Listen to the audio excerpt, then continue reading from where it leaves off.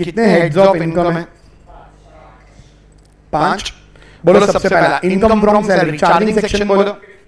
15 house property, 22 PGBP, capital gain, 45 subsection 1 ना याद रखो चलेगा, एटलीस्ट ये हाउस प्रॉपर्टी का याद रखो 22, ठीक है। अच्छा और कितनी कंडीशंस हैं? पहला house property owner not occupied for own business or profession. If these 3 conditions are satisfied, then annual value of the house property is chargeable to tax. Annual value वो अपन पढ़ने जा रहे हैं क्या होता है। अच्छा annual value shall be chargeable to tax और annual value means gross annual value, net annual value, net NAV taxable है।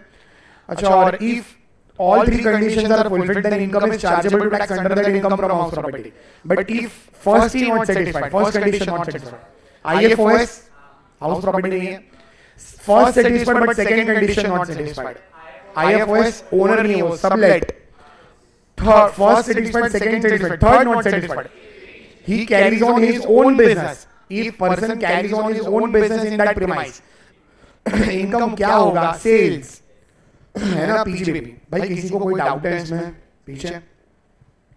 और क्या था फिर? बस अच्छा अगर all this conditions are satisfied, taxable income, बस इसके बाद ये करा था हम लोग इसमें से क्या स्टार्ट करने जा रहे हैं? ये है ना एलओपी। सब लोग सुन रहे हो ध्यान से? सब लोग प्लीज ध्यान से सुनो, देखो एकदम आराम, मेरे को कोई घाई नहीं है, स्पेशली 5 हेड्स इसमें एंड उसके अलावा वो क्या कहते हैं उसको, डिडक्शंस, ठीक है? कोई घाई नहीं, अपन एकदम आराम से करेंगे, ठीक है? बिकॉज ये तुम्हारा बेस है। आप देखो अगर तुमको ये सब आता है ना तो तुम घर पे भी बैठ के पापा का पासबुक उठाओ और क्या रिसीट से क्या पेमेंट से प्रॉफिट एंड लॉस जो भी है आप बना सकते हो। जरूरी नहीं कि लैपटॉप ही होना चाहिए, हाथ से भी बना सकते हो सब कुछ। रिसीट्स क्या है, पेमेंट्स क्या है, ये वो पूछ लो कि कौन से ड्राइंग्स हैं, कौन से बिजनेस एक्सपेंसेस, कौन सी बिजनेस इनकम है, कुछ समझ में आ रहा है? ठीक है। तो हाउस प्रॉपर्टी फॉर एग्जांपल, अगर आपके 2 घर हैं, एक घर में आप रहते हो, बोलो उसको क्या बोलोगे? Self occupied property. एक आपके मान लो 2 घर हैं, ठीक है? आपके फादर के 2 घर हैं, पापा के 2 घर हैं। One house property is occupied for own residential use and second is let out. बोलो तो 2 घर हैं, एक का इनकम एग्जेम्प्ट, ये वाला है ना, ये वाला, एंड बाकी एक लेट आउट। ये आपको समझ में आ रहा है ये सब? भाई ऑनलाइन में, ठीक है? चलो हमने कौन सा स्टार्ट किया? ये वाला। एलओपी में 2 टाइप हैं, जनरली आईएफएचपी, कब पीजीबीपी में जाएगा? कमर्शियल प्रॉपर्टी है और उसका बिजनेस है, बिकॉज इंडिया में देखा क्या बहुत लोग ऐसा सब करते हैं। सो इन लोग कोर्ट में क्यों गए, इन सब पर अपन फिर कभी बात करेंगे। एक बार ग्रिप तो आने दो किसी चैप्टर या सब्जेक्ट के ऊपर, ठीक है? ऐसा क्या हुआ था, वो रायला या जो भी था वो, ठीक है? वो जो भी प्रॉपर्टी, चेन्नई प्रॉपर्टीज 2 केस है, चेन्नई प्रॉपर्टी वाली की है, ठीक है? पीजीबीपी में जाने से क्या एडवांटेज हो गए, उन लोग क्यों पीजीबीपी बोल रहे थे, गवर्नमेंट इसको आईएफएचपी बोल रही थी, फिर गवर्नमेंट ने इसको अलाउ कर दिया कि ठीक है पीजीबीपी, ये सब पर फिर कभी बात करेंगे। तुमको फिलहाल तो हमने ये स्टार्ट करा है फॉर्मेट। बोलो एलओपी का हम लोग कौन सा वाला प्रॉपर्टी पढ़ रहे हैं? Let out property. इसकी बात चल रही है, प्लीज इसको मत देखना, ठीक है?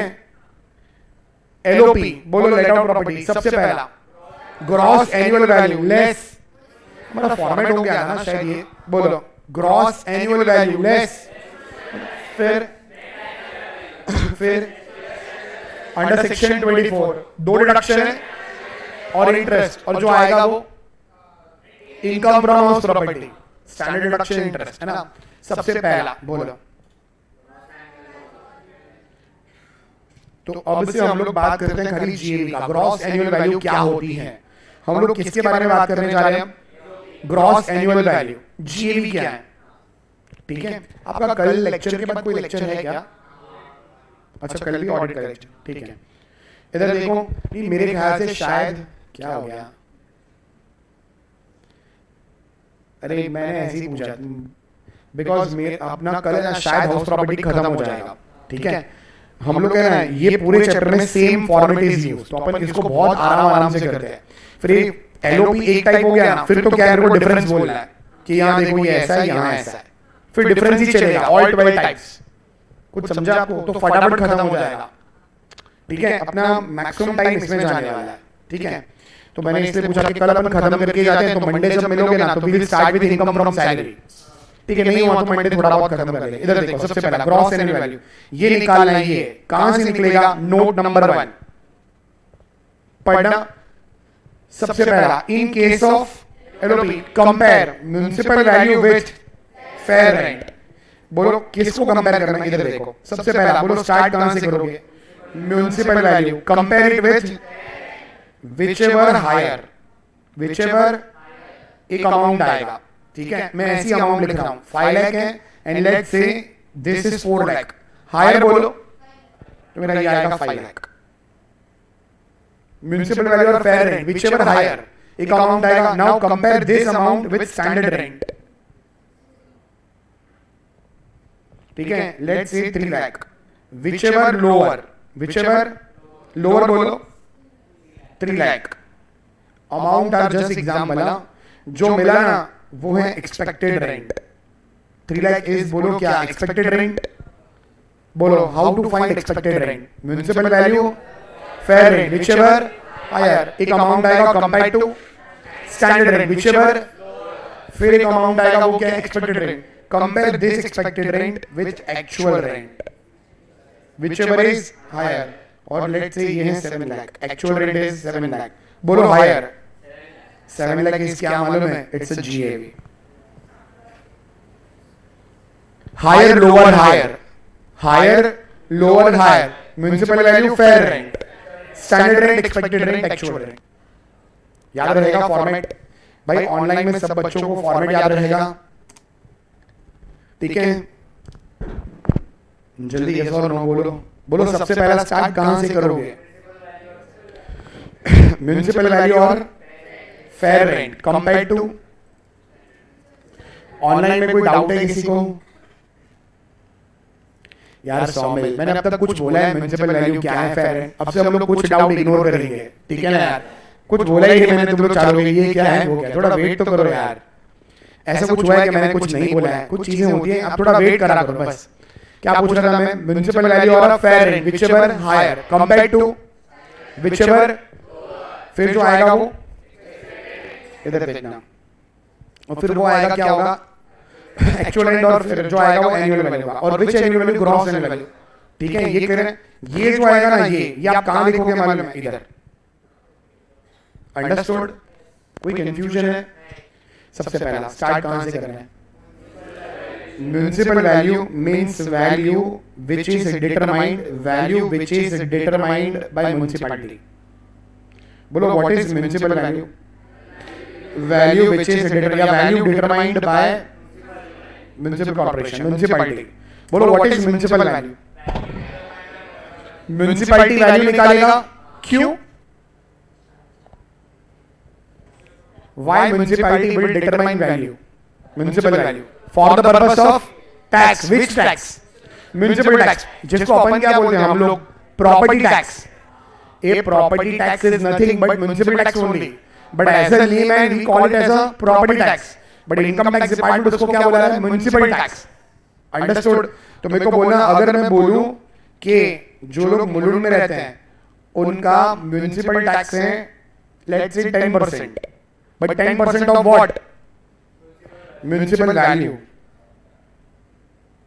Understood? तो मेरे को बोलना जो लोग मुलुंड ईस्ट में रहते हैं, for the sake of example, मान लो उन सबका जो भी वैल्यू है ये कौन डिटरमाइन करेगा? म्युनिसिपैलिटी। मान लो बता रखा है कि 5 लाख रुपीस पर एनम है म्युनिसिपल वैल्यू। अंडरस्टूड? जो भी एरिया वाइज है जैसे भी वो लोग बताते होंगे, बोलो 5 लाख रुपए वैल्यू है। बोलो ये जो म्युनिसिपल, अंडरस्टूड? आपका प्रॉपर्टी टैक्स कितना आएगा? Municipal tax 50,000। पर्पस ही वही है ना डिटरमाइन करने का। आपको समझ में आ रही है या नहीं? अंडरस्टूड? तो मेरे को बोलना भाई, अंडरस्टूड? मेरे को बोलना municipal value, who will determine municipal value? Municipality. Purpose of determination of municipal to calculate municipal tax. Understood? Next बोलो क्या है म्युनिसिपल वैल्यू के बाद? Fair rent, rent of the similar property in the same locality, rent of the similar property in the same locality, उसको बोलते हैं fair rent. Simple language में we also can call it as a market rent, है ना? मेरे को बोलना ये प्रॉपर्टी है, ये इसका फेयर रेंट क्या होगा, किसके साथ कंपेयर करो, बाजू वाले के साथ, पर वो बाजू वाली भी अपनी है, पूरा फ्लोर अपना है, तो ऊपर नीचे वो भी अपना है, पूरी बिल्डिंग ही अपनी है, तो बाजू वाली बिल्डिंग, आपको समझा, सब्जेक्ट टू सम चेंजेस, बाजू वाली बिल्डिंग खंडर है, अपनी बिल्डिंग नहीं है, ओल्ड वाली अपनी नई वाली, तो बोलो तो अकॉर्डिंगली वैल्यू चेंज होगी, बट मार्केट रेंट तो आप भी तो घर पे बोलते रहते हो ना, अपनी मम्मी बोलती रहती है हमारे घर का तो 25,000 भाड़ा आएगा, हमारा थोड़ा ज्यादा घर है, सुना है सब मम्मी से, है ना, अरे हाँ बोलो, अपनी मम्मी लोग बोलती रहती है 25,000 भाड़ा आएगा, 28,000, तो वो जो मम्मी बोल रही है वो क्या है, मार्केट रेंट, कि हमारा इतना आना चाहिए प्रॉपर्टी का, हमारा तो फर्निश्ड फ्लैट है, हमारा तो और ज्यादा आना चाहिए, दैट इज मार्केट रेंट।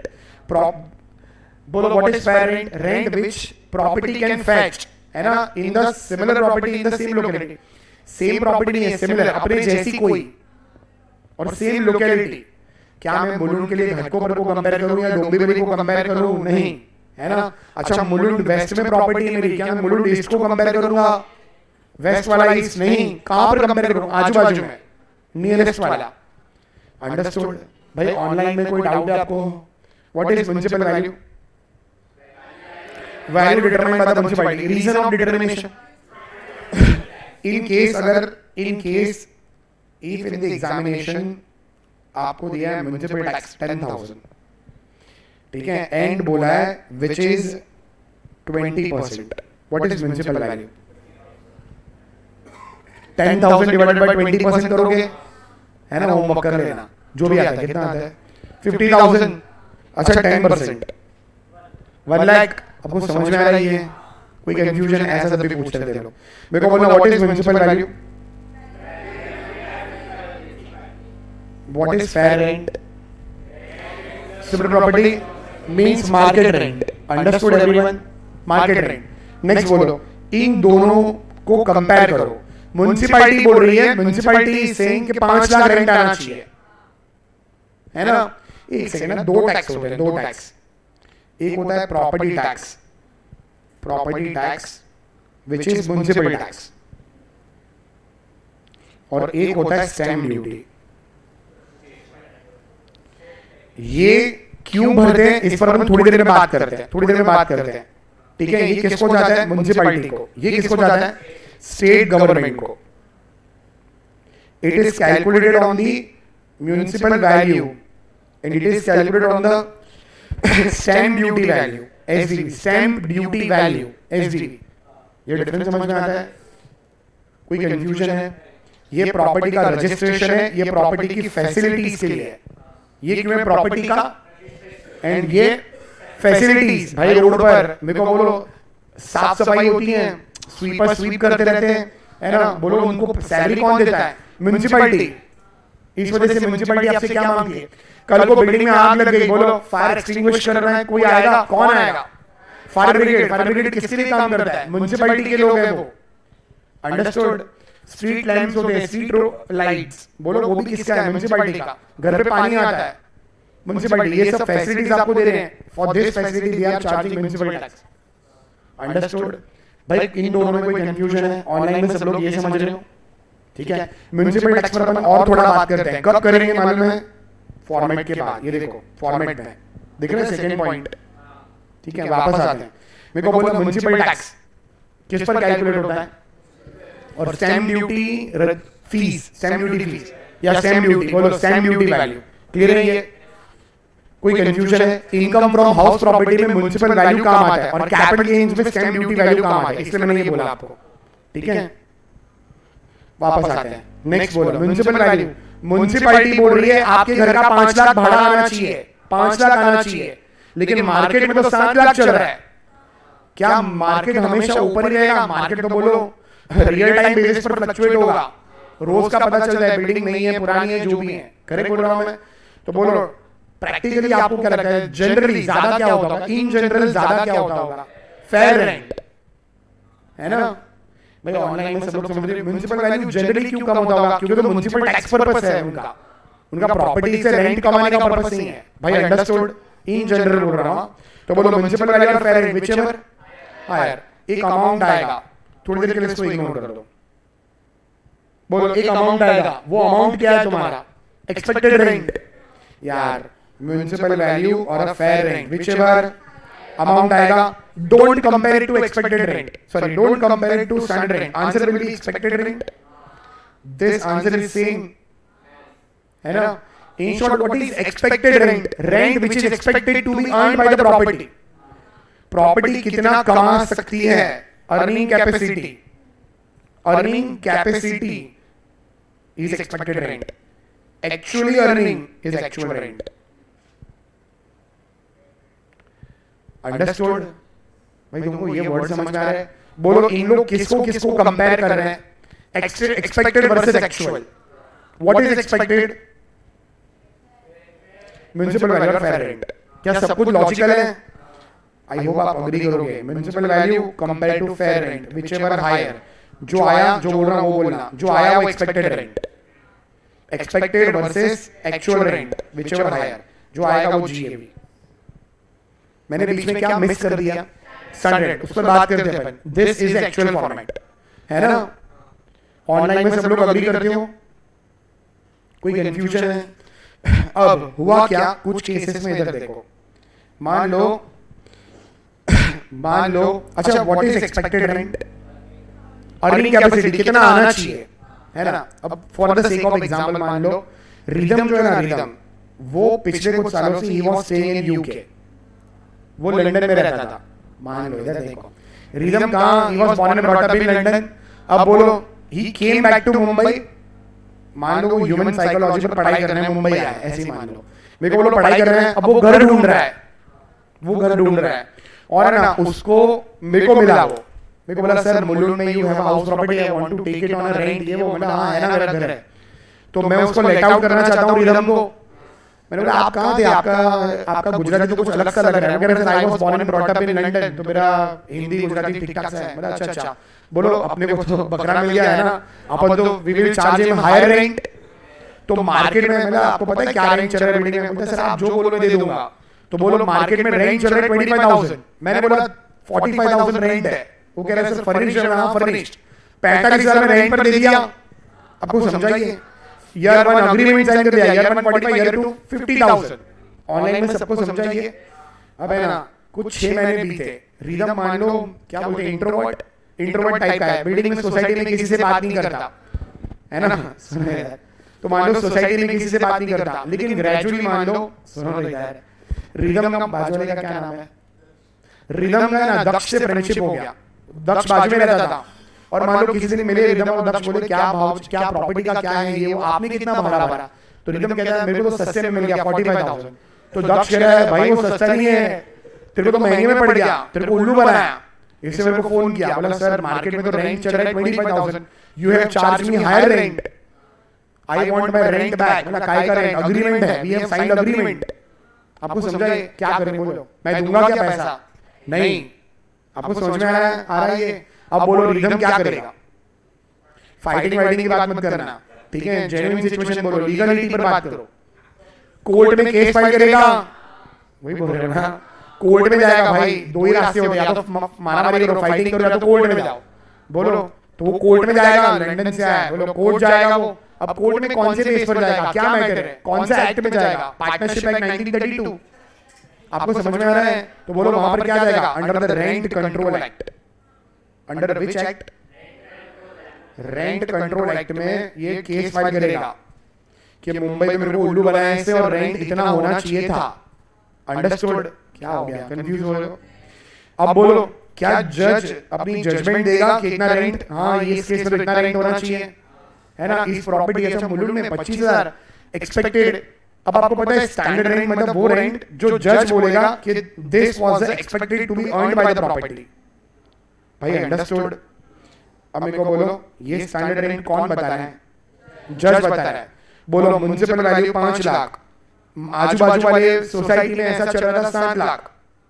बोलो हायर तुम 7 लेकर बैठे थे, लेकिन जज ने कितनी वैल्यू डिटरमाइन कर दी? कुछ भी बोलो, 6 लाख रुपया. जज कह रहे नहीं हमारे हिसाब से 6 लाख आना चाहिए. तो अब एक्सपेक्टेड क्या लूं? भाई जज ने डिसाइड कर दिया 6. आपको समझाइए? बोलो कोर्ट, ये लोग क्या कह रहे हैं? Which ever lower. अंडरस्टूड? लेकिन मान लो जज अगर कुछ उल्टा बोलता है, 8 लाख. भाई हम इनकम टैक्स ऑफिसर्स को बोलो मैं कह रहा था 7 लाख रुपया, अब अचानक से जज ने बोल दिया तो बोलो क्या ये लोग मुझसे ज्यादा अमाउंट पर टैक्स मांगेंगे? नहीं, रहने दो आप। बोलो क्या amount income tax department accept करेगा, जो तू कह रहा था वो एक्सेप्टेड। आपको क्या लगता है हर कोई कोर्ट जाता है क्या? नहीं, ये तो एक्सेप्शनल सिचुएशन में होगा, करेक्ट ना? इस वजह से बोलो प्रैक्टिकली अपन क्या सोचते हैं, म्युनिसिपल वैल्यू और fair rent whichever higher expected rent, ये तो एक्सेप्शनल सिचुएशन है। और यहाँ बोलो इन लोग क्या कह रहे हैं, अगर कोर्ट ने कम बोल दिया तो वो हम एक्सेप्ट कर लेंगे, और अगर कोर्ट ज्यादा बोल रही है तो बोलो जो तूने बोला एक्सेप्ट करेंगे। इन शॉर्ट बोलो व्हिचएवर लोअर, और फिर जो आएगा बोलो वो तुम्हारा क्या बनेगा, एक्सपेक्टेड रेंट। अब बोलो एक्सपेक्टेड को किसके साथ कंपेयर करोगे? एक्चुअल पर बात करें उसके पहले तुम वो एक्सपेक्टेड ले रहे हैं, बोलो क्या होगा एक्सपेक्टेड रेंट? सबसे पहला म्युनिसिपल वैल्यू मींस, अच्छा पहले फॉर्मेट बोल दो, म्युनिसिपल वैल्यू और whichever compared to standard rent is a rent which is determined under the rent control act. Rent control act से डिटरमाइन होगा, कौन डिटरमाइन करेगा? कोर्ट डिसाइड करेगी, है ना कि रेंट कंट्रोल एक्ट में। भाई कुछ लोग ऐसा बोलते हैं रेंट कंट्रोल एक्ट में लिखा है, आपको लगता है एक्ट में लिखा होगा? पार्लियामेंट बैठकर लिखेगी मुंबई में क्या रेंट होने चाहिए, दिल्ली में। इलॉजिकल बातें मत करो, रेंट कंट्रोल एक्ट समझते हो आप? वो तो केस टू केस बेसिस पर डिसाइड होगा और वो जजेस डिसाइड करेंगे, ठीक है? उसके बाद बोलो standard rent higher lower higher, वो आएगा वो एक्सपेक्टेड और compared to actual rent. What is municipal value? For the purpose of calculating, लिखा होगा शायद, हाँ लिखा है, पढ़ो। What is municipal value? आपको दिख रहा है?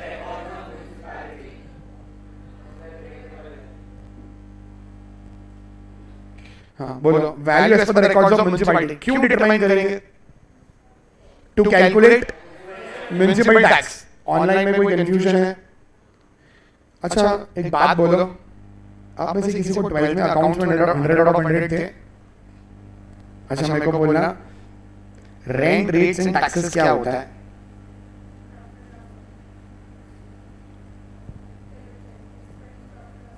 हाँ क्या होता है वो? पीएल डेबिट बोल रहे हैं, मुझे भी मन में डेबिट लिख। हाँ बोलो, और कुछ? अच्छा रेंट क्या होता है? भाड़ा। रेट मतलब भाव मत बोलना प्लीज। हाँ बहुत बच्चे ऐसा बोलते हैं, रेट मतलब बोला भाव। रेट का मतलब होता है म्युनिसिपल टैक्स, और ये टैक्सेस मतलब अदर टैक्सेस, ठीक है? तो बोलो रेंट रेट्स एंड टैक्सेस। मेरे को बोलना रेंट तो भाड़ा, और रेट मतलब बोलो म्युनिसिपल टैक्स। म्युनिसिपल टैक्स किस पर निकालते हैं? Municipal value. तो रेट के लिए वर्ड बोलो रेटेबल वैल्यू। तो municipal value is also known as a rateable value. कोई कंफ्यूजन है? आई होप आप समझ गए होंगे। तो बोलो municipal value is also known as a rateable value. भाई अंडरस्टूड एवरीवन? ठीक है, तुम्हारा कॉस्ट शीट हो गया है क्या? अच्छा ठीक है, मेरे को बोलना, नहीं मैंने ऐसे ही पूछा। मेरे को बोलना कोई कंफ्यूजन है पीछे? मेरे को तुम बोर हो रहे हो क्या? देखो मेरे को बहुत मजा आता है एक एक वर्ड जानना क्या मीनिंग हो, इसलिए मैं बोल देता हूँ, ठीक है? तुमको लगे मेरे को बोलना सर स्किप, तो मैं भगा दूंगा। मेरे को बोलना सबसे पहला फॉर्मेट कहां से स्टार्ट होता है? कौन है जी वाला? क्या पूछ रहा हूँ, क्या बोल रहा हूँ? Municipal value. बोलो what is municipal value? Value determined by the municipality, है ना, for the purpose of calculating municipal tax. Agree करते हो आप? For the purpose of calculating municipal tax. और क्या था फिर? It is also known as a rateable value. Reason समझ में आ रहा है? रेंट रेट्स एंड टैक्स, वो रेट तो ये रेटेबल वैल्यू है, वो म्युनिसिपल टैक्स तो म्युनिसिपल वैल्यू है। और कुछ था क्या उधर? नहीं, चेक करना सबको म्युनिसिपल वैल्यू कह रहे हैं। Next fair rent. What is fair rent? Rent of the in the same locality. कोई कंफ्यूजन है? It is also known as बोलो reasonable rent, reasonable letting value, best estimated rent, ऐसे कुछ। ये सब बड़ा ऑथर्स देते हैं, ऑथर्स। अगर कोई ऑथर की बुक सॉल्व कर वो लोग नाम लिखते रहते हैं ऐसे सब, इंस्टीट्यूट ऐसे सब नाम नहीं लिखती है, ठीक है? वो तो हमेशा फेयर रेंट ही बोलती है, पर कभी कहीं दिखे तो याद रखना reasonable rent, reasonable letting value, best estimated rent etcetera, ठीक है? Next standard rent. Rent as per the, क्या आप लोगों को एक्सपेक्टेड रेंट तक सब कुछ क्लियर है? कोई कंफ्यूजन है ऑनलाइन में?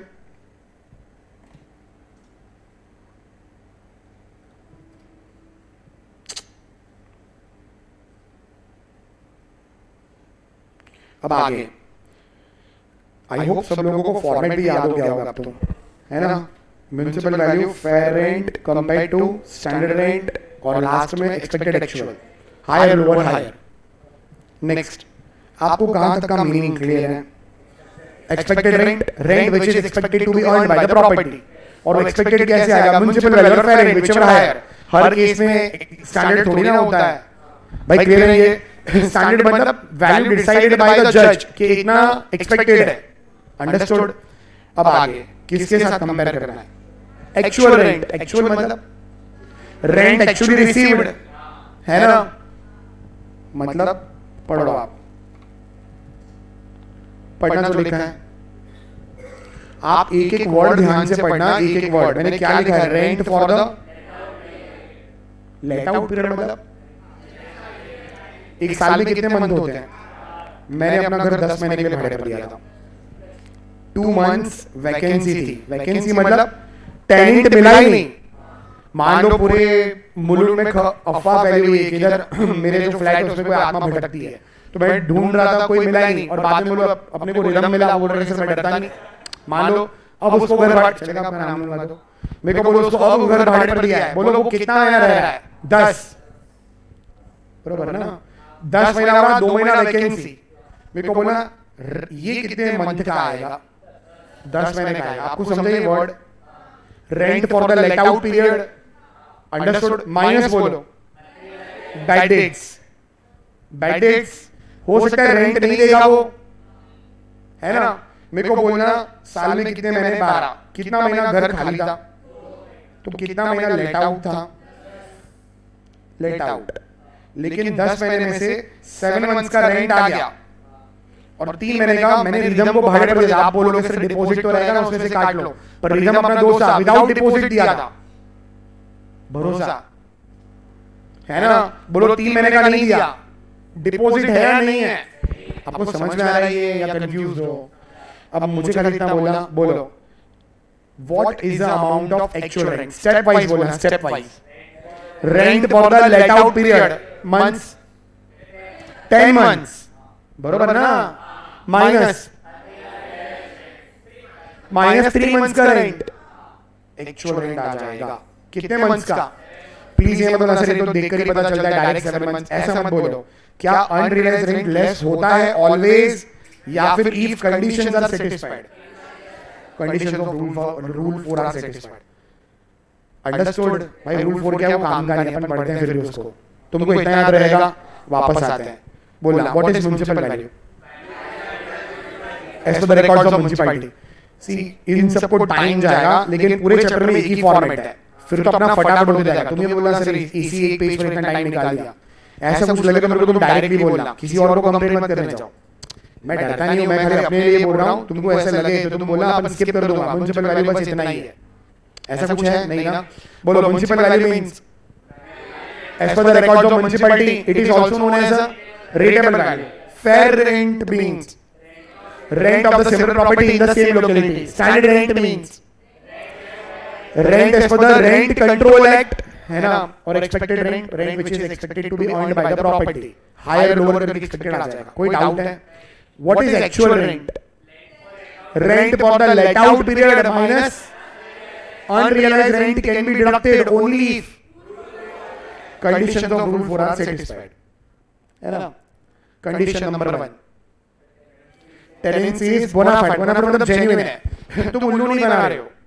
बाकी मेरे को बोलो मैंने रिदम को भाड़े पर लिया है घर, उसको बोला देख तू 7 महीने का रेंट दे दे, 3 मंथ्स का कैश में देना, अंडरस्टूड? वो बोलेगा सर क्यों? मैंने बोला देख मेरा ना इनकम जो है ना वो 24 लाख से एक्सीड कर रहा है। अरे मेरी इनकम में रेंट इनकम भी ऐड हो जाएगा, मेरा अदर इनकम 20 लाख है, और इनकम फ्रॉम हाउस प्रॉपर्टी आ रहा है 4,40,000, ऐसे कुछ मान लो। तो मेरे को 40 कम करना है ताकि मैं 30% के ब्रैकेट में ना जाऊं।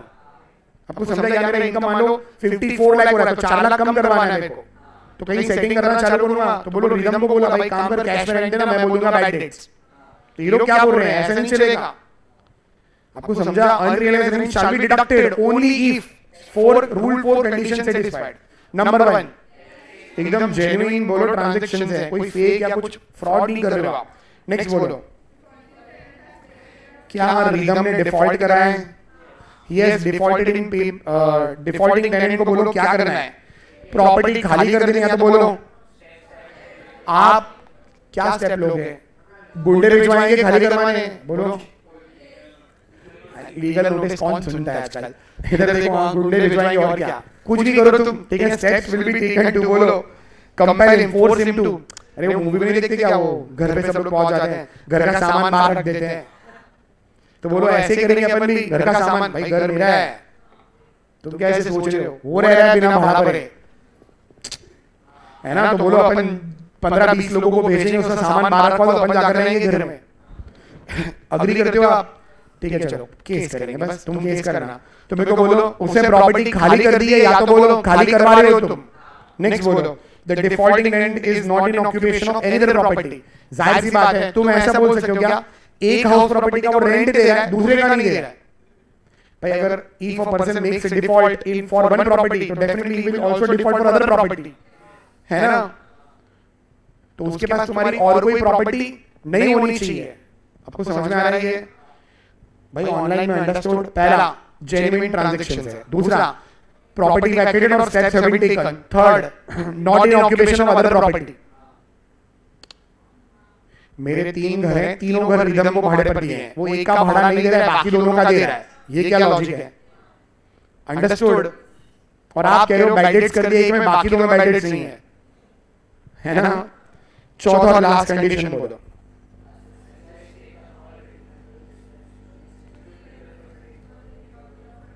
ठीक है, मतलब लीगल प्रोसीडिंग है, जो आप कह रहे थे कोर्ट में केस फाइल करेगा जो भी रिकवरी के लिए, ठीक है, या तो बोलो तुम असेसिंग ऑफिसर को बोलोगे सर रिगम मेरा नहीं पूरे गांव का पैसा खा गया है, ये सुनिए वो फ्रॉडस्टर है और फ्रॉड कर पता नहीं कह रहा है मैं बैंकरप्ट हो गया हूं, उसे खुद कोर्ट में बैंकरप्सी फाइल करी हुई है, हो सकता है ऐसा करते हैं ना बहुत लोग, मान लो पैसा झोल कर लिया, कैश में सब रख लिया और फिर बोलेंगे बैंकरप्ट, हाथ ऊपर, सुना है ऐसा करते हैं, तुमको फिलहाल ये 4 कंडीशन समझी हैं, ठीक है, ये 4 कंडीशन प्रैक्टिकली काम आएंगी एग्जाम में, एग्जाम में तुमको बोला रहेगा रूल 4 सेटिस्फाइड, ना बोला हो तुम क्या अज्यूम करोगे सेटिस्फाइड, है ना भाई, अंडरस्टूड, ऑनलाइन में सब लोग समझ रहे हो ये 4 कंडीशन, वापस आते हैं, मेरे को बोलना म्युनिसिपल वैल्यू क्लियर है, कोई कंफ्यूजन है पीछे, इधर देखो सब लोग, स्टार्ट करें हम, बोलो what is municipal value, it is also known as what is fair rent, ठीक है, what is standard rent as per the rent control act, उसके बाद expected rent, expected to be earned by the property by the person for that property, और actual rent actually received कैसे आएगा, let out period minus unrealized rent if rule 4 satisfied, कोई doubt है किसी को इसमें,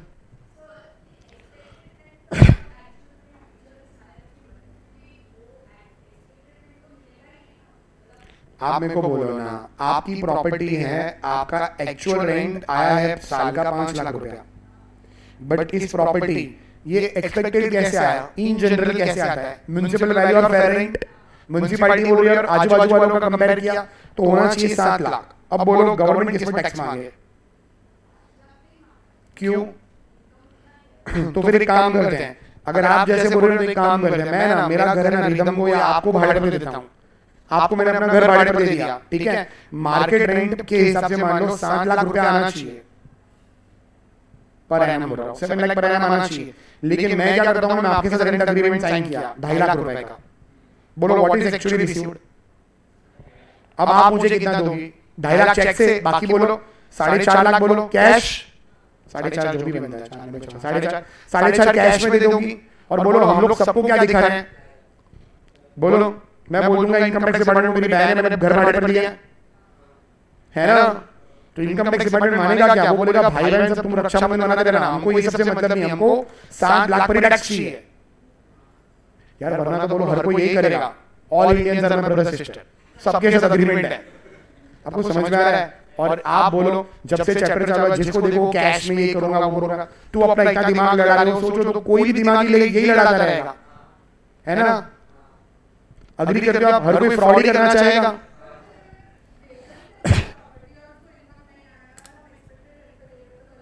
क्या क्या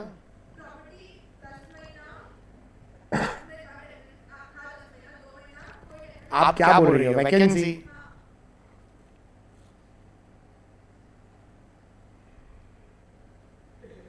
वैकेंसी हमारा टाइप 2 वाला क्वेश्चन है, तब वैकेंसी पर अलग से बात करते हैं, ठीक है? अभी हम लोग खाली प्योर लेट आउट पर बात कर रहे हैं।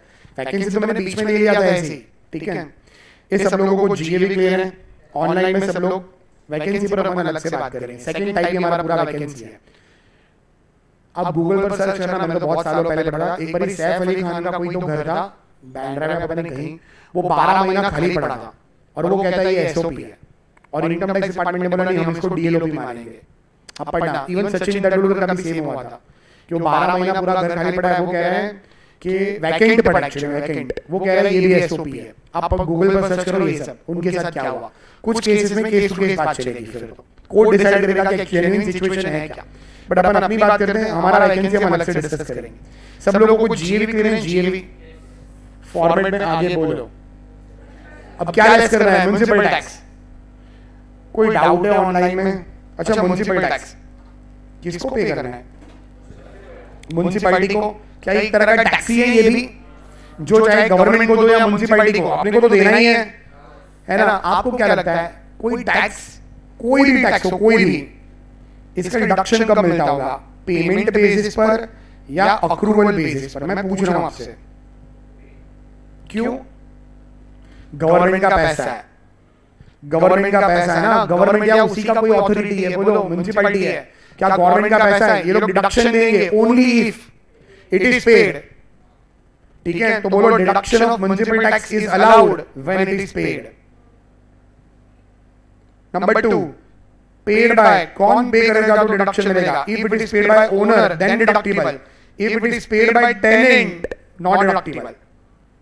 ये इनकम किसकी निकाल रहे हो?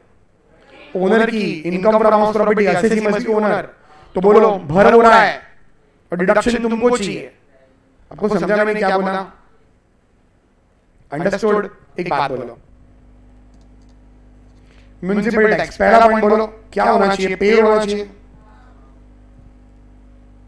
हाँ, मैं इसको बाद में पढ़ते हैं। मेरे को बोलना म्युनिसिपल टैक्स क्या होना चाहिए? पेड या आउटस्टैंडिंग? पेमेंट बेसिस पर डिडक्शन मिलेगा। पेड कौन करेगा payment? If it is paid by owner deductible, if it is paid by tenant. Third, मेरे को बोलना ये जो था ना अभी जो मैंने बोला, एक बात बताना, सब लोग एक सेकंड देखो, मैं ओनर हूं और आप टेनेंट हो, ठीक है? मैंने आपको बोला कि आप मुझे रेंट देना, रेंट साल का 10 लाख रुपया, एंड म्युनिसिपल टैक्स मैं ही पे करने वाला हूं, मैं 1 लाख रुपीस। इस केस में मेरे को बताना युतिका ना, हमारी इनकम क्या है? कोई बोलना मत, बोलो सब लोग क्या इनकम है हमारी? 9 लाख रुपया, 10 रुपया 10। सब लोग प्लीज ध्यान से सुनो यार, तुम लोग कुछ लोग खो जाते हो हर आधे घंटे में, 15 मिनट में ऐसे देखता हूँ कहीं सोचते रहते हो। प्लीज ध्यान दो यार। मेरे को बोलना 10 लाख आया, मेरे को ना फेस गॉड्स ग्रेस फेस देख के समझ जाता है। तुम ऐसा भी देखते रहोगे ना, तुमको समझ में आता है ऐसा आंख देख के इसका ध्यान है या नहीं है, ठीक है? तो प्लीज ध्यान से सुनो। मेरे को बोलना 10 लाख रुपया आया, लेकिन उसमें से एक चला गया, कौन भरा है? Municipal tax. Owner has paid, क्या डिडक्शन मिलना चाहिए? मेरी इनकम ही 9 लाख है, डिडक्टिबल है, अग्री करते हो? दूसरी पॉसिबिलिटी, मैं ओनर वो टेनेंट। यार ऑनलाइन में सब चुप ही हो गए, तुम लोग रिस्पॉन्ड तो करो। मेरे को बोलो 10 लाख रुपया रेंट दिया है, rent.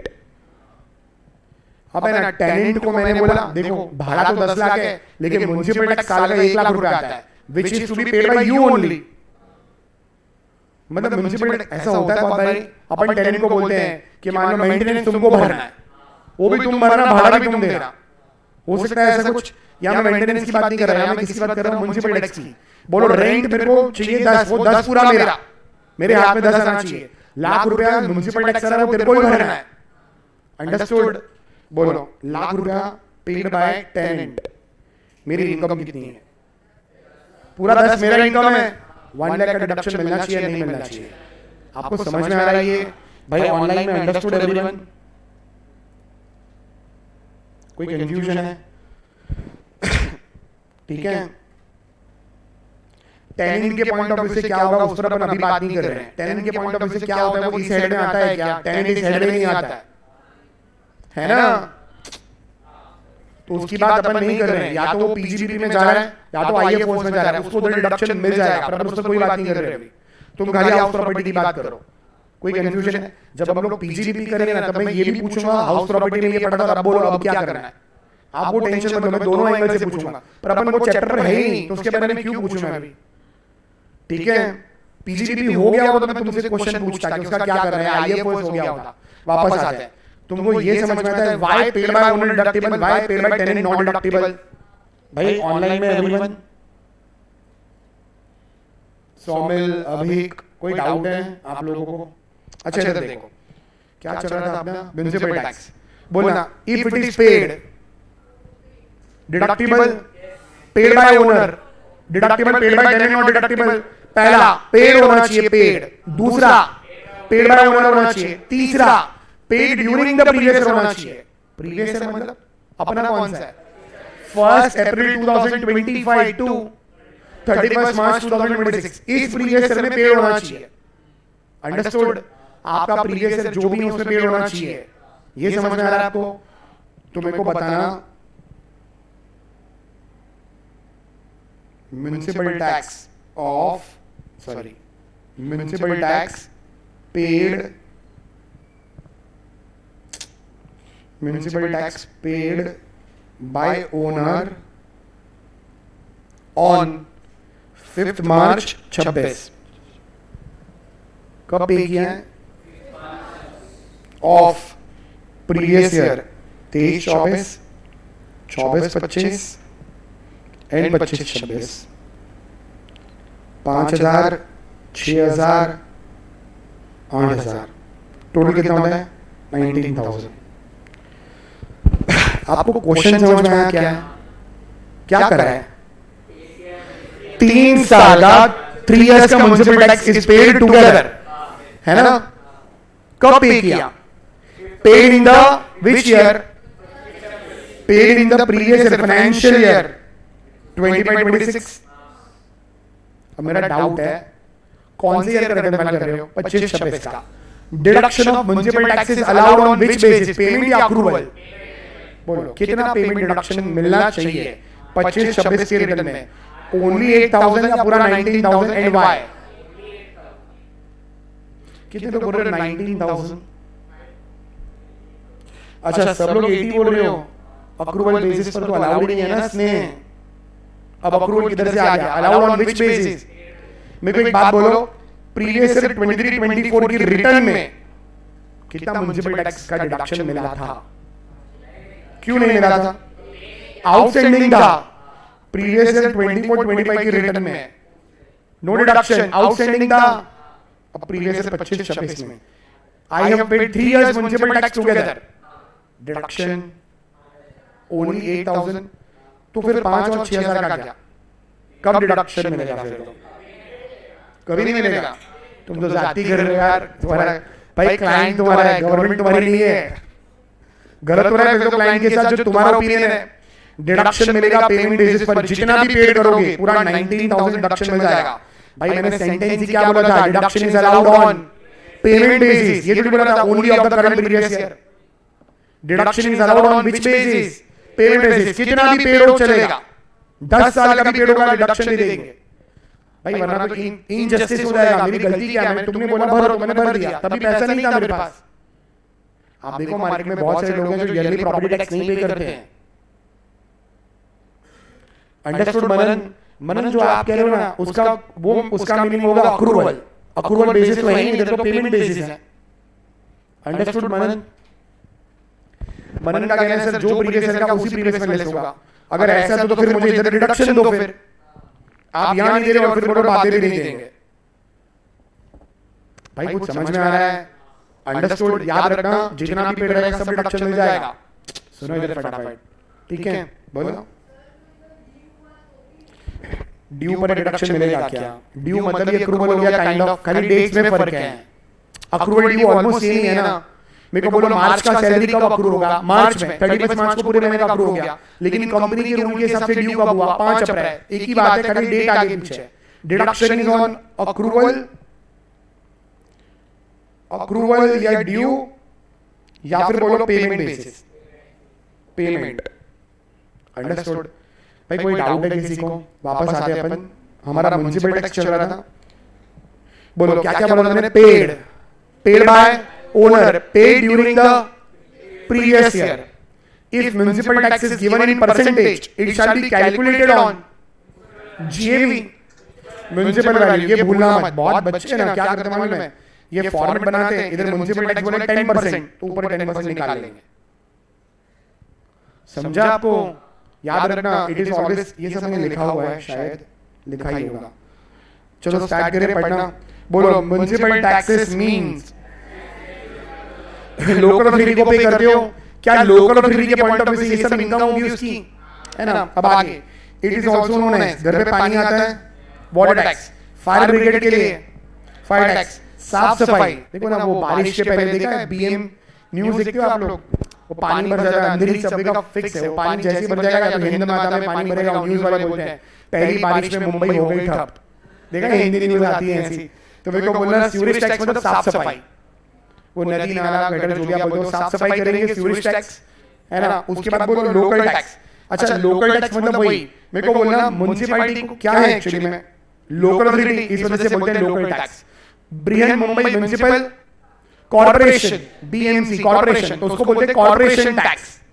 Local tax, corporation tax, municipal tax सब एक ही बात है। लिखा है मैंने corporation tax, local tax. Understood? Because it's a BMC corporation tax, because it's a local authority, it's a local tax. And as a name हम लोग क्या बोलते हैं उसको? Property tax. बाकी इनकम टैक्स वाले क्या बुलाते हैं उसको? इनकम टैक्स, जीएसटी वाले म्युनिसिपल टैक्स। एक टैक्स के तरह तरह के नाम है भाई, क्लियर है ये? नेक्स्ट पढ़ना आगे। बोलो municipal tax are deductible on, if municipal taxes are outstanding then it is not deductible. Next, municipal taxes paid by deductible if it is paid by tenant, paid during the previous year deductible, if in the previous year last 5 years का municipal tax paid है 5 years का deduct हो जाएगा। next, if it is given in the percentage, ये अलग point नहीं है, ये उसी का continuation है। बोलो if it is given in the percentage form, then बोलो municipal tax is equal to 4 point दे रहे, paid by owner, paid during the previous year, percentage of municipal value. याद रहेगा? देखो मैं जनरली जब भी नोट्स बनाता हूं मैं क्या करता हूं, म्युनिसिपल टैक्स उसके रिलेटेड जितना मिलेगा ना इकट्ठा लिख दो, अलग अलग पॉइंट कहीं और लिखा होगा, ठीक है ना? ऐसा आपको समझा ऑनलाइन में सबको? 4 पॉइंट है शॉर्ट में, एक तो उसका नाम है। भाई सब लोग सुन रहे हो? वापस आते हैं फॉर्मेट में। बोलो फॉर्मेट। ग्रॉस एनुअल वैल्यू, कैसे आएगा gross annual value? Municipal value और a fair rent whichever compared to, whichever क्या आएगा? Compared to whichever actual rent is equal to rent for the let out period minus unrealised rent by date से वो। If सबको GAV क्या, ठीक है? मैं कुछ तो बोलने वाला था। हाँ ये जो है ना, ये मतलब क्या क्या? बोलो municipal value, fair rent, standard rent और expected rent. Municipal, fair rent, standard rent, expected, 4 चीजें हैं। It is always calculated for 12 months. याद रखना क्वेश्चन में एग्जाम ये हमेशा 12 महीने करेगा, हमेशा, accept in the year of purchase और cell, except in the year of purchase or a sale of the property. Understood? मैंने एक घर था जो 31 अक्टूबर को बेच दिया, करंट प्रीवियस ईयर में बेच दिया। मैं ओनर कितना टाइम था? अप्रैल में 7 महीना, अप्रैल मई जून जुलाई अगस्त सितंबर अक्टूबर नवंबर दिसंबर, 7 मंथ्स अपन ओनर थे।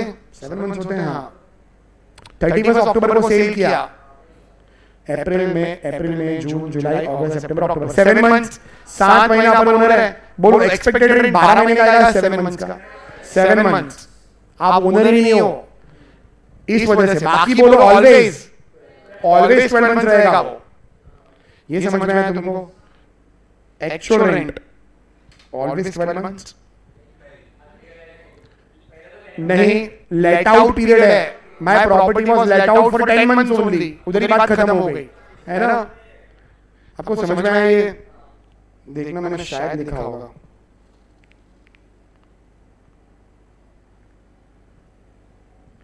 क्लियर है? ये इस पर इंस्टीट्यूट ने कभी क्वेश्चन पूछा नहीं है, तो मैंने ऐसे आपके नॉलेज के लिए बताया। एक बार शायद एक क्वेश्चन था, मुझे याद नहीं, इंटरव्यू था फाइनल में, मेरे को मिला था, मैं आपको दिखाऊंगा वो क्वेश्चन, ठीक है?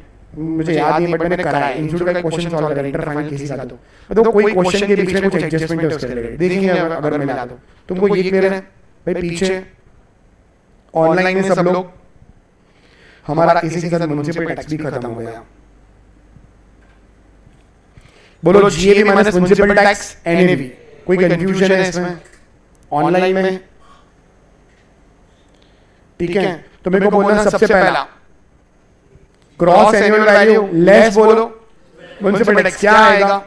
नेट एनुअल वैल्यू आएगा, ग्रॉस एनुअल वैल्यू बोलो, म्युनिसिपल वैल्यू और a fair rent whichever higher, standard whichever lower, expected rent, रुक जाओ, एक्सपेक्टेड रेंट तक ऑलवेज to always 12 months, है ना? always if a property, even if the property is vacant for 2 months, but ये 12 months का ही आएगा, हम कुछ नहीं जानते, we are expecting this, हमारा टैक्स इन्वॉल्व है, याद रखना ये बात, expected always 12 months, even if property vacant है या कुछ भी है, understood?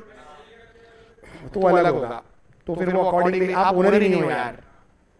क्या पूछ रहा था मैं? एक्सपेक्टेड, फिर बोलो एक्चुअल, एक्चुअल तो क्लियर है, late out period minus unrealised. भाई ऑनलाइन में सब लोग minus municipal tax 4 point, paid by owner, paid during the previous year if it is given in percentage converted to municipal value, municipal value पर ना, even it is also known as a municipal value is also known as a rateable value and municipal tax is also known as a rate। मैंने यहाँ लिखा नहीं था rate, कहाँ पर मालूम है? ये यहाँ rates है ना भाई? कोई कंफ्यूजन है तुमको? नेक्स्ट एनएवी आगे लेस, आगे बोलो। डिडक्शन अंडर सेक्शन 24, इसका चार्जिंग सेक्शन कौन सा था? 22, 23 1 एनुअल वैल्यू अभी तो लिखा था मैंने थोड़ी देर पहले, अच्छा ठीक है। 24 बीच में और भी कुछ सबसेक्शन है, इग्नोर कर दो, काम कर रही है। 24 डिडक्शंस, कितने डिडक्शन मिलेंगे? पहला स्टैंडर्ड मतलब फिक्स्ड, स्टैंडर्ड मतलब यहां पर फिक्स्ड डिडक्शन देंगे। होता क्या था मालूम है? यहां पे स्टैंडर्ड डिडक्शन नहीं था, यहां था रिपेयरिंग एक्सपेंडिचर, ऐसे सब repairing expenditure etcetera relating to house property. सुन रहा है कोई? अब होता क्या था मालूम है? लोगों की एनएवी आई, लोगों का एनएवी आया let's say 10 lakh rupees, minus deduction under section 24 and number 1 deduction बोलो रिपेयरिंग एक्सपेंसेस। घर में कलर करवाया, ये वो रिपेयरिंग कराई, थोड़ी बहुत रिपेयरिंग कराई, और लोग यहाँ माइनस करते हैं 8 लाख रुपए। कुछ समझा? क्या फेक बिल बन सकते हैं? बोलो, वो बोलेगा कलर किसने कराई, रिपेयरिंग किसने कराई? मैंने बोला दिहाड़ी मजदूर ढूंढ के, दिहाड़ी मजदूर समझते हो? वो पर डे लेबरर्स होते हैं, पर डे। देखो ना कुछ लोग खड़े रहते हैं काम करने वाले, तो बोलो वो मैं से मजदूर ढूंढ कर आया है, लेबरर्स को ढूंढ के आया, वो लोग करे। बिल कहाँ है? बिल तो बोलो जेरोक्स वाला बिल बना कर दे देगा तुमको, फेक बिल।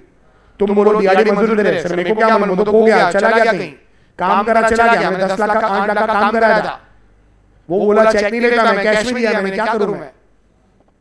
आपको समझ में आ रहा है? और मनमोहन सिंह ने हटा दिया, बोला हमको मगजमारी नहीं चाहिए, हम फिक्स डिडक्शन देंगे 30%। वो कह रहे सर बोलिए मेरा खर्चा तो सच में जेन्युइन केस है, चेक से पेमेंट करा, 8 लाख का खर्चा हुआ है, तो भी हम डिडक्शन कितना देंगे? 30%। तू हर साल खर्चा नहीं करने वाला है, this deduction is available every year whether you make expenditure और नॉट, है ना? तो flat always 30% whether you have incurred in expenses और नॉट। भाई तुमको समझ में आया? ये ऑनलाइन में 30% फ्लैट डिडक्शन मिलेगा। 30% किसका? एक सेकंड म्युनिसिपल टैक्सेस परसेंटेज में किसका? Municipal value. Standard deduction percentage में किसका है? Always NAV, always. Standard deduction बोलो, स्टैंडर्ड डिडक्शन कहां लिखा है? पढ़ना।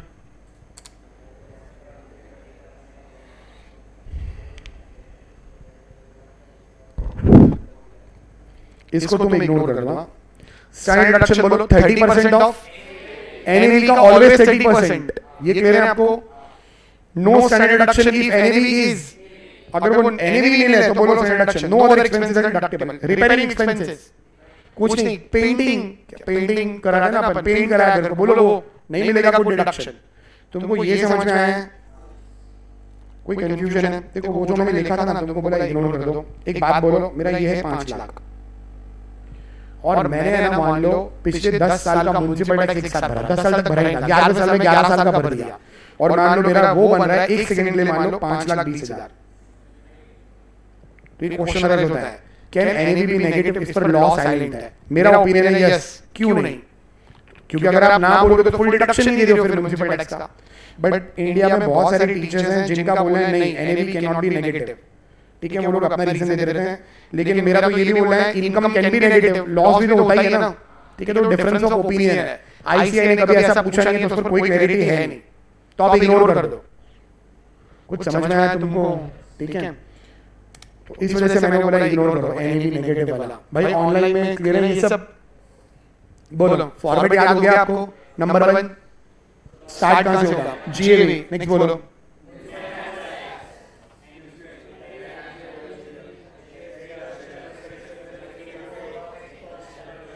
मनन पता चला तुम्हारे घर का पानी का लाइट वो कट करके चले गए. तुमको तो नल पर सील करके जाते हैं. अगर आप वाटर टैक्स एक पर्टिकुलर लिमिट तक नहीं भरोगे, वो नल को सील कर देते हैं सोसाइटी में. शायद तुमने सुना हो. ठीक है मनन, तो ये ऐसे सब प्लानिंग कोई नहीं करेगा. उससे अच्छा आप पैसा कैश में ले लो ना. 24 लाख को क्रॉस कर रहा हूँ ये वो. अंडरस्टूड मनन? आप बोलो भाई.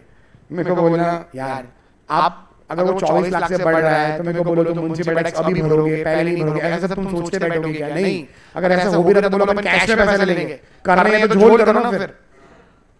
ये सब म्युनिसिपल टैक्स बाद में भरूंगा, ये ऐसा करता रहूंगा, पता चला म्युनिसिपलिटी वाले लाइन काट के चले गए तुम्हारे पानी का. हाँ सच में ऐसा होता है. सील कर देते हैं वो लोग, आपने देखा होगा. और आप वो सील हटा नहीं सकते. अगर हटा दिया तो आपको जेल हो सकती है before payment of taxes. Even वो मीटर का भी देखो, मीटर का लाइट नहीं भरोगे, वो लोग वहां पर भी सील लगा देंगे.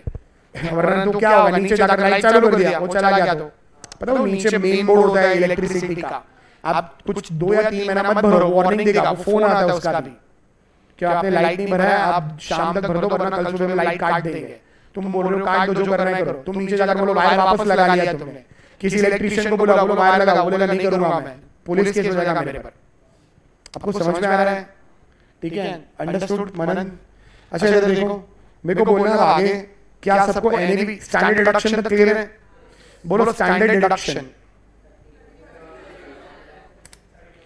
पीछे उधर सुन रहे हो ना? बोलो स्टैंडर्ड डिडक्शन कितना है? 30%. आपको नहीं, पीछे वाले को बोल रहा हूं. 30% ऑफ एनएवी. बोलो फ्लैट डिडक्शन. कोई रिपेयरिंग या कोई एक्सपेंसेस का डिडक्शन मिलेगा? नहीं. और कुछ था उसमें? नहीं ना. ठीक है, अगर एनएवी मिले तो 0 का 30% 0 ही आने वाला है ना. लास्ट इंटरेस्ट ऑन लोन, ये क्या गवर्नमेंट या उसकी किसी अथॉरिटी का था? ये वाला. तो बोलो क्या डिडक्शन पेमेंट बेसिस पर मिलेगा? क्या ये गवर्नमेंट का है? किसका है? बैंक. ये कौन सी लोन है? होम लोन्स है ना, या तो होम का रिपेयरिंग लोन है, घर के रिलेटेड लोन है शॉर्ट में, कोई और पर्पस वाला लोन नहीं है. अग्री करते हो तो मेरे को बोलना ये लोन किसके पास से लिया है? बैंक या तो फ्रेंड्स भी तो लोन दे सकते हैं ना, है ना. मान लो मेरे को घर खरीदना था और मान लो रिदम और आप सब लोग 5-5 लाख रुपए दे रहे, वैसे ही मान लो मेरे को बोलो लोन लिया है, होम लोन हो सकता है ना. मेरा क्वेश्चन खाली इतना है, क्या लगता है डिडक्शन पेमेंट बेसिस पर मिलेगा या अक्रूवल? क्यों? गवर्नमेंट नहीं है वो, बैंक है. बोलो डिडक्शन मिल जाएगा ऑन विच बेसिस? अक्रूवल मतलब 23-24 का आउटस्टैंडिंग, 24-25 का आउटस्टैंडिंग, 25-26 में 3 साल का एक साथ पे किया. लिखकर बताना समझ लो, म्युनिसिपल टैक्स जैसा. 23-24 आउटस्टैंडिंग, 24-25 आउटस्टैंडिंग, 25-26 में current year and last year का पेड टुगेदर. बोलो डिडक्शन. करंट ईयर का ही मिलेगा अक्रूवल. लास्ट ईयर आउटस्टैंडिंग था, डिडक्शन मिल चुका होगा. अंडरस्टूड? भाई deduction is allowed on which basis? Accrual. कोई डाउट है किसी को? ऐसा क्यों? क्योंकि वो गवर्नमेंट नहीं है. हमारा स्टैंडर्ड डिडक्शन बढ़ के हो गया था। प्लीज जरा ध्यान से पढ़ना। अब इधर देखो, interest on loan is deductible on accrual basis. Clear है ये? इन शॉर्ट ईयरली डिडक्शन है ना। नेक्स्ट इंटरेस्ट, इसको बाद में पढ़ते हैं। नेक्स्ट पढ़ना, कोई कंफ्यूजन है वो बाकी है हमारा। ब्रोकरेज कमीशन का डिडक्शन मिलेगा या नहीं मिलेगा? नहीं, ओनली इंटरेस्ट डिडक्टिबल है। तो इन शॉर्ट में क्या क्या डिडक्शन मिलता है मालूम है? म्युनिसिपल टैक्स, नीचे सैलरी डिडक्शन और इंटरेस्ट, और कुछ भी नहीं है ना। घर में रिपेयरिंग कराया, घर में कलर करवाया, नॉन डिडक्टिबल, उसकी बदले में क्या मिला है? स्टैंडर्ड डिडक्शन है ना। फिर मेरे को बोलना, किसी को ब्रोकरेज कमीशन में कोई डाउट है? अच्छा एक बात बोलो, मैंने ना सुनना ध्यान से, हुआ क्या मेरे साथ, मैंने ना लोन लिया एसबीआई से, हमने स्टेट बैंक ऑफ इंडिया से लोन लिया। क्यों लिया? हाउस प्रॉपर्टी परचेज करने के लिए। ठीक है, ये हम लोग हैं, हमने लोन लिया। फिर आप मेरे को मिले, आप बोले sir the rate of interest is much higher. ठीक है, एक ICICI bank is offering lower rate of interest. मैंने बोला तू क्या हो गया, मैं तो फंस गया अभी। आप बोल रहे ऐसे नहीं, लोन कैन बी स्वैप्ड। तो मैंने क्या करा, अंडरस्टूड। अब एक सेकंड के लिए ऐसा सोचना, मैंने किसके पास से लोन लिया है? क्या लोन रीपे करना है? एसबीआई को रीपे करना है। तो मैं क्या करता हूं मालूम है? I have taken loan, fresh loan from and repaid the. तो अब किसका लोन आउटस्टैंडिंग है? कुछ समझाइए। आपको क्या लगता है आईसीआईसीआई मेरे नाम का चेक इशू करेगा? नहीं, आईसीआईसीआई डायरेक्टली किसके नाम का चेक इशू कर देगा? प्रैक्टिकली तो ऐसे होगा ना भाई, मेरे को पैसा, भाग जाऊंगा मैं पैसा लेके, है ना। अंडरस्टूड। मेरे को बोलना आईसीआईसीआई बैंक लोन रिलीज कर देगा उसके नाम से। इन शॉर्ट बोलो मेरा ये लोन रीपेड हो गया। अब मेरे को क्या करना है? क्या इंटरेस्ट पे करना पड़ेगा? आपको समझ में आया? कोई डाउट है? हुआ क्या वो समझा? ओरिजिनल लोन कौन सी? Original loan, this is original loan, and ये fresh loan, new loan. Original loan क्यों लिया था? The purpose of taking original loan to buy house property. तो मेरे को बोलना ओरिजिनल लोन जो था वो, उसका इंटरेस्ट डिडक्टिबल है। Now question arises, interest on a fresh loan, देखना ध्यान से, interest on a fresh loan which is taken to repay the original loan. Original loan was for the purpose of purchasing house property. Is this interest deductible? Yes, क्यों नहीं? भाई समझाइए यार। अगर आप डिनाई कर दो ना तो बोलो कोई ऐसा करेगा ही नहीं, फिर फंस जाएगा फिर तो। समझा आपको? ये शॉर्ट में बोलो, ओरिजिनल लोन मैंने लिया एचडीएफसी बैंक से, इंटरेस्ट पे कर रहा हूं, डिडक्टिबल है, बट मेरे को लग रहा है rate of interest much higher है, SBI is offering lower rate of interest. तो बोलो नया loan is taken to repay this loan, but in short fresh loan का interest is deductible if original loan का डिडक्टिबल था। ओरिजिनल home loan है, deductible होगा, है ना भाई? समझ में आया तुमको? कोई कंफ्यूजन है इसमें? ऑनलाइन में सब लोग समझे? हमारा कौन सा हो गया? फ्रेश लोन वाला। प्लीज ये सेंटेंस पढ़ना एक बारी।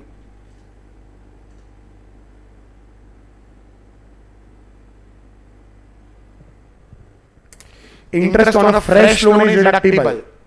Fresh loan, sorry, interest on fresh loan is deductible, and fresh loan was taken to repay the, and original loan was taken for house property, any purpose, purchase, construction, repair. भाई कोई confusion है आपको? पीछे तुमको समझ में आ रहा है? कितने पॉइंट हो गए इधर? 1 2 3 4, चौथा पढ़ना।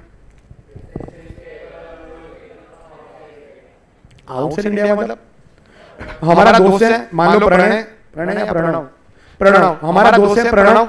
मेरे को बोलना प्रणव न्यूयॉर्क में रहता है, इधर रहता था, शिफ्ट हो गया, वही रहता है पिछले 4-5 साल से।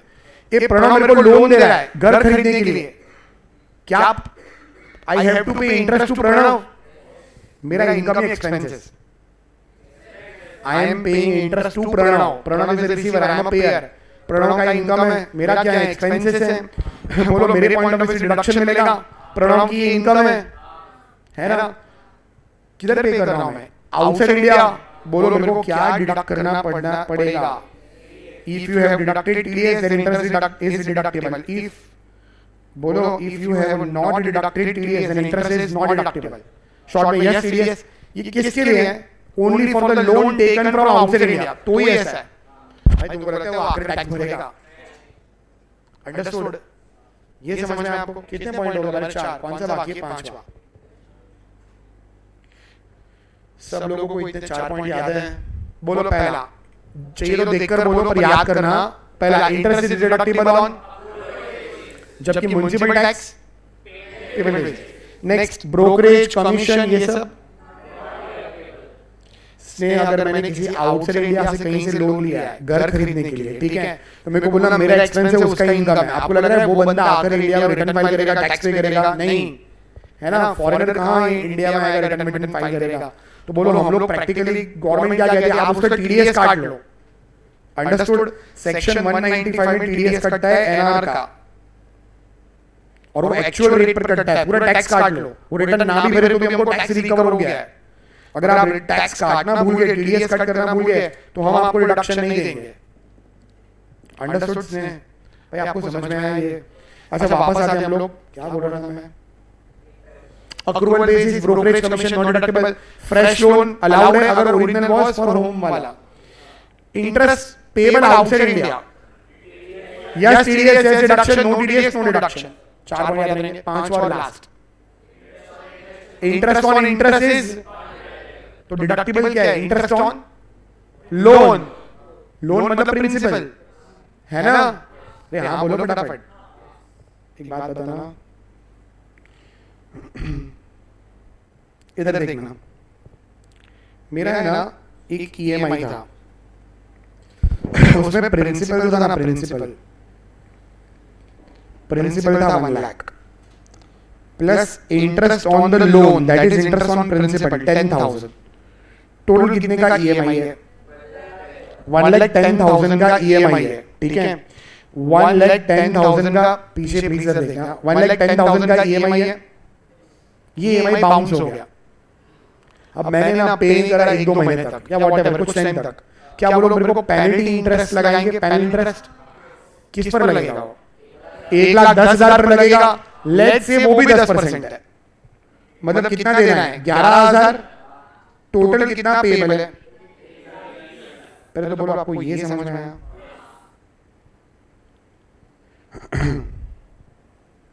ठीक है, कितना इंटरेस्ट, कितना ईएमआई था टोटल?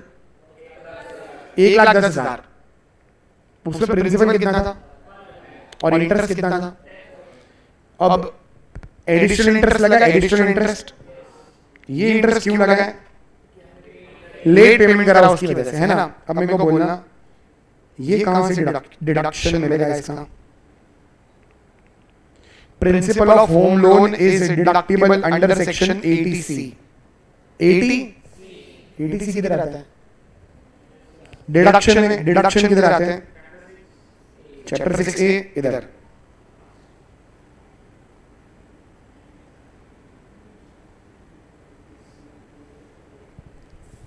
ये चार्जिंग सेक्शन है, वो डिडक्शन की सेक्शन है, ठीक है? वरना तुम चार्जिंग समझ लोगे। चार्जिंग सेक्शन ये मैंने कलर अलग यूज किया, याद रखना। 80C से लेकर 80U सारी सेक्शन कहां आती है? डिडक्शन में। आपको समझाइए? जी हाँ, सुन रहे हो आप? बोलो प्रिंसिपल अमाउंट कहां से लेस होता है? 80C कहां आता है? नीचे आता है जीटीआई के बाद। आपको समझ में आया? होम लोन का आप है ना, अगर आप में से किसी ने होम लोन लिया तो आपको बैंक से सर्टिफिकेट आता है।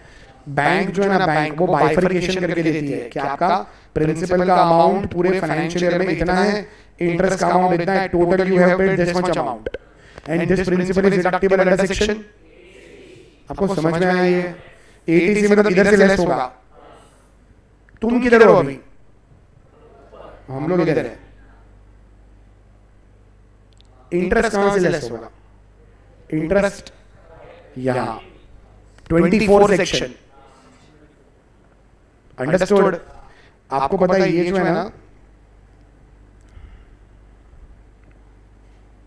ये तुमको ऐसे दिख रहा है ना, आपको पता है ये ऐसा है। इस पर जैसे आप क्लिक करोगे ना इस पर, तो एक नया पीडीएफ, एक नया बॉक्स ओपन हो जाएगा।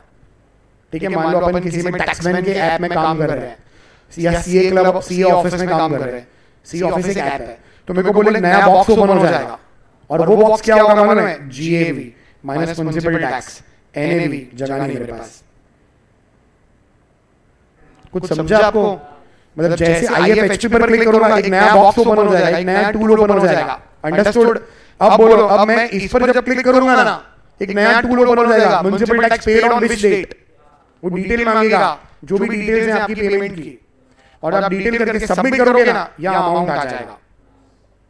जीएवी की क्लिक करो, वापस बोलो एक नया फॉर्मेट खुलेगा, municipal value, fair rent, standard rent, actual rent. अपन क्या फीड करेंगे? Actual rent. बाकी तो मुझे पता ही नहीं है। क्या प्रैक्टिकली मैं ये सब चेक करता हूं? नहीं, प्रैक्टिकली हम लोग क्या लेते हैं? Actual rent. क्यों? Because everyone charges market rent only. कोई सस्ते में देगा ही नहीं, सदा भाई क्यों ना हो। अरे रेंट है, मम्मी को बोलो चाचा को सस्ते में घर भाड़े पर देना है, मम्मी मानेगी क्या? पापा मान जाएंगे, मम्मी नहीं मानेगी। अरे यार ये कहानी घर की है ना? अग्री करते हो सब लोग? पापा की साइड के लोग बोलो, मम्मी की साइड के लोग अपनी घर लाइफ में एंजल्स होते हैं, वही हमेशा हमारे हेल्पफुल रहे हैं, जबकि पापा की साइड वाले नहीं। अग्री करते हो? क्या जाने दे, देखो पता चला कभी मम्मी पापा को लेके आ गए। इधर देखना क्या लिखा है अभी, कैसा है? If you take a 7% home loan of 1 crore and our yearly rental income is 5.4 lakh, then deduction will be more than NAV. In that case NAV will become negative. NAV के ऊपर कहाँ आ गया भाई? अब एक चाय पियोगे अभी तुम, NAV के ऊपर म्युनिसिपल टैक्स लेस होता है ना, इंटरेस्ट तो नीचे आता है। एक सेकंड सुनो प्लीज, क्या मैंने ऐसा बोला इनकम फ्रॉम हाउस प्रॉपर्टी? रुक जाओ आप, अपन जो बात कर रहे थे वो कर लेते हैं पहले। तुमको ये क्लियर है मैंने क्या बोला? प्रिंसिपल ऑफ होम लोन कहां से लेस होता है? नीचे 80C। इंटरेस्ट कहां लेस होता है? ऊपर हाउस प्रॉपर्टी के फॉर्मेट। ये क्लियर है या कंफ्यूज हो? वापस आते हैं भाई। अभी आप जो पूछ रहे हो मेरे को बोलो, एनएवी इधर है इधर, और आप ये बोल रहे हो, आपको समझा? क्या मैंने ऐसा बोला आईएफएचपी नेगेटिव नहीं हो सकता? मैंने क्या बोला? क्वेश्चन एनएवी का, ये देखो मैंने खुद ने इधर नेगेटिव दिखाया हुआ है। ठीक है, इधर देखो भाई सुनो, किसी को स्टैंडर्ड डिडक्शन तक कोई डाउट है? हम लोग इंटरेस्ट पर डिस्कशन कर रहे हैं। क्या पॉइंट क्या था वो? इंटरेस्ट और इंटरेस्ट नॉट डिडक्टिबल। मेरे को बोलना नेक्स्ट, कोई डाउट है इसमें? नेक्स्ट, ये कहां से लेस होगा? Income from house property section 24 precisely clause B. ये क्या है फिर? स्टैंडर्ड डिडक्शन है ना? ये तुम लोग इसको 1 2 मत लिखना, आप पहले इसको अवॉइड करो, ऐसे एरो ड्रॉ कर देना हमेशा। अगर आपने इधर 1 2 लिख दिया ना, इसका मतलब क्या होगा? मैं 24 सबसेक्शन 1 24 सबसेक्शन 2 याद रखना है बात। ये फॉर्मेट है, इसमें सैलरी में, कैपिटल गेन में, जिधर भी ऐसे कुछ फॉर्मेट होंगे याद रखना ये। ठीक है ना? ये ए और बी मतलब वो क्लॉज है ए बी। यार ऐसा हंसो मत तुम, मैं क्यों बोल रहा हूं? अपना एक भी मार्क जाना नहीं चाहिए। जिस दिन तुम्हारा 90 या 100 ऐसा कुछ आएगा ना, हम लोग ये सब भी चेक करेंगे। बेस्ट पेपर अवार्ड चाहिए नहीं अपने को। इधर देखना सुनो, हम लोग बात कर रहे हैं, कोई डाउट है इस पर? क्या एक 10 का डिडक्शन क्लियर है? ये 11 कैसे आया? 10% ऑफ 1,10,000 स्प्लिट करो, 1,10,000 इसका 10% है, तो can I say it is 10% of this too? Agree करते हो? लिख कर बताओ जरा। एक सेकंड। हाँ बोलो। 10,000 प्लस 1,000। भाई अग्री करते हो? इसके ऊपर ये, इसके ऊपर ये, एंड टोटल 11। अग्री करते हो भाई? ऑनलाइन में सब लोग अब बताना, बोलो ये 1,000 कहीं से लेस होगा या नहीं? अच्छा 10,000, क्या ये इनकम फ्रॉम हाउस प्रॉपर्टी में से डिडक्शन मिलेगा अंडर सेक्शन 24? हाँ, because it is interest on loan like this only. Agree करते हो सब? कुछ लोग कंफ्यूज दिख रहे हैं, तुमको समझाइए, बोलो क्या ये डिडक्टेबल है?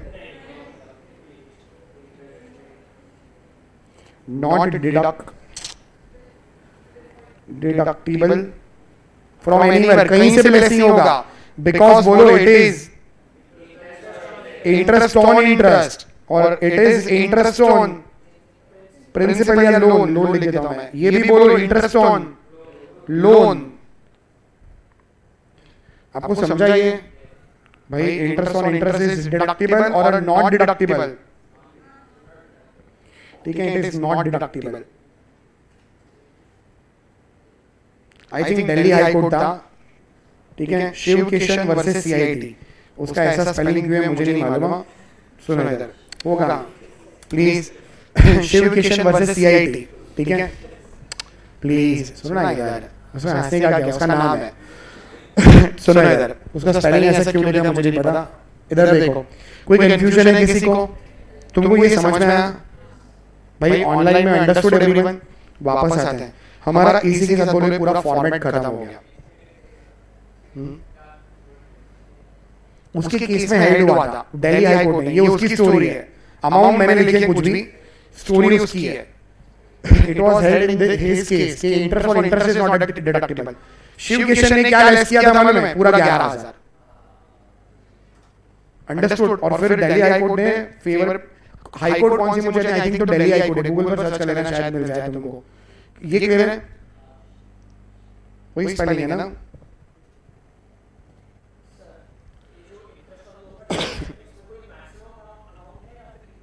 कितना भी सब धीरे धीरे आगे आएगा, अपन बात करेंगे। इनका क्वेश्चन है इंटरेस्ट ऑन लोन पर कोई लिमिट है क्या? नहीं है, आप जितना चाहे लेस कर सकते हो, आपका इंटरेस्ट की वजह से आंसर नेगेटिव आ सकता है ना? मेरे को बोलना मेरा इधर है ना, ये जो एनएवी था ना वो था मान लो 5 लाख, ये एनएवी था 1 लाख और स्टैंड डिडक्शन 30% 30,000 और इंटरेस्ट होता था मेरा अक्रूवल बेसिस पर। मान लो मैंने हायर रेट ऑफ इंटरेस्ट पर लिया हुआ है लोन, मेरा घर का लोन हो ही नहीं रहा था, इनकम कम है, तो मान लो मैं किसी एनबीएफसी या किसी और फाइनेंसिंग कंपनी के पास चला गया था, बैंक लोन हो ही नहीं रही थी, मेरा इंटरेस्ट बहुत ज्यादा है, मान लो 1,90,000 है, अब हो रहा है ना नेगेटिव, देखो है ना? आपको समझ में आया? नेगेटिव हो सकता है। मैंने जो नेगेटिव बोला था इधर बोला था, इधर लोगों को डाउट है एनएवी नेगेटिव हो सकती है नहीं, कोई कंफ्यूजन है? तुमको फॉर्मेट याद है? फॉर्मेट बोलो, ग्रॉस एनुअल वैल्यू माइनस, अपना लेक्चर 5:30 तक है ना? अच्छा 5 तक ना, ये फॉर्मेट बोलोगे आप? बोलो gross annual value minus municipal tax, net annual value minus under section 24 और इंटरेस्ट ऑन लोन, जो आएगा वो इनकम फ्रॉम जीएवी। आपको लेट हो रहा है लेकिन बैठोगे 2-4 मिनट में, ये बोले अपन फटाफट, चलेगा सब लोगों को प्लीज?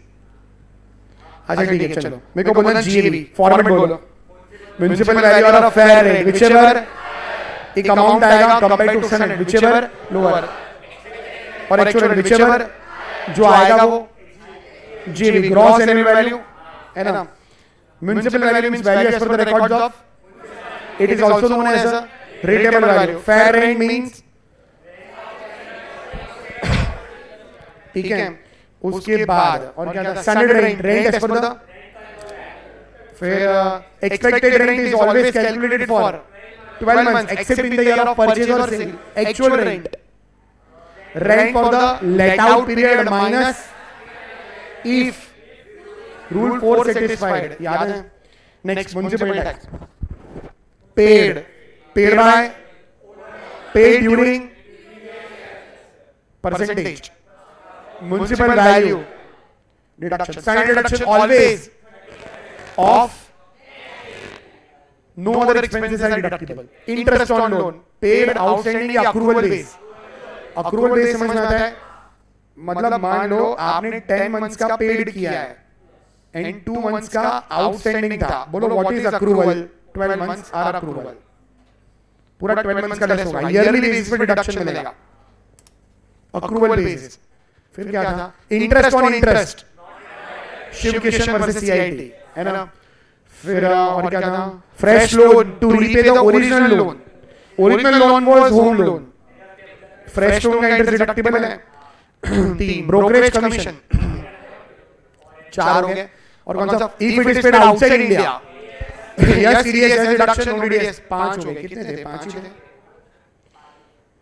ठीक है, चलो हमारा ये हो गया। हाँ 5 ही है भाई। तुम लोगों को ये फॉर्मेट क्लियर है? हमारा है ना, इसी से इनकम फ्रॉम हाउस प्रॉपर्टी का फॉर्मेट खत्म हो गया है। अब आगे खाली टाइप चलेगा, बस थोड़े बहुत चेंजेस होंगे। ठीक है, हमारा मोस्टली तो शायद कल हो जाना चाहिए, लेकिन मैं भाई रहने वाला मंडे खत्म करेंगे भाई। ठीक है, तुमको फॉर्मेट याद रहेगा? मैं आज पक्का शेयर कर देता हूं।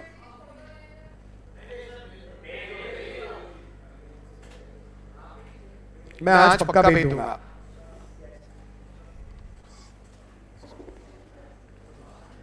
स्नेह मैं आज भेज देता हूं, कुछ चलेगा स्नेह?